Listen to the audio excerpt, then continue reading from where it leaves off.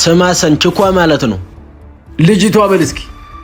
ዊሰን ደግሞ ልጅቷ ማለት ነው በጣም ተመችተኛል አንተ ነው ማግባት የምፈልገው አላለችኝ መሰለ እና ምን አልካት ምን አለሽ ነዋ ምን አለሽ ማለት አልገባኝም ቤት መኪና ድርጅት አለሽ ማለት ነዋ ወንድ ልጅ አልነበር እንዴ ምን አለ ተብሎ የሚጠይቀው ሴት ልጅ ደግሞ ምን አለሽ ተብላ ትጠይቃለች እንዴ አይ ሰን እሱማ ድሮ ቀረ አሁን የምትጠይቀውም ሴት ናት ምን አለሽ ተብላ የምትጠይቀውም ሴት ናት እውነትክ ነው አስረግዛ የምታስወልደው ሴት ናት የማይመስል ነገር አይመስልም እሺ እንዴ ሰን ለምንድን ነው የምትቆጣኝ እኔ አይደለም እኮ እንደዚህ ያልኩት ጊዜው ነው እንደዚህ ያመጣው አፍህን ዝጋ ምንም ጊዜ ቢቀያየር የተፈጥሮ ህግ አይቀያየርም እሺ ሴት ልጅ ወንድ ልጅን መተካት አይችልም ወንድ ልጅ ደግሞ ሴት ልጅ በፍጹም ሊተካት አይችልም በየትኛው የሀገራችንስ ባህል ነው በየትኛው የተፈጥሮ ህግ ነው ሴት ልጅ ምን አለሽ ተብላ የምትጠይቀው አይ ሰን አላየህም ማለት ነው አሁን እኮ ሴቶች ናቸው ሀብታሞች በጣም ተጽዕኖ እየፈጠሩ ነው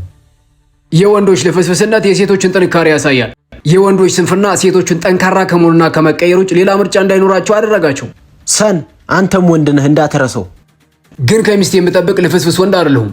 ለነገሩ ምንም አይገርምም ምን ያድርጉ ወንዶች እንደሆነ እንደ ሰሜን ተራራ ዋሊያዎች ቅጠል አፋቸው ውስጥ ጎድጉደው ሲያመነጅጉ ይውላሉ ሰን ለሴቶች እያገዝክ ነው እየተናገርኩት ውሸት ነው ግሮሰሪ ውስጥ ቁጭ ብለው ድራፍታቸውን እንደ ስፖንጅ እየመጠጡ የማይመለከታቸው ፖለቲካ ሲዘረዝሩ ከሚውሉ ለምን ወጥተው ስራ ይሰሩ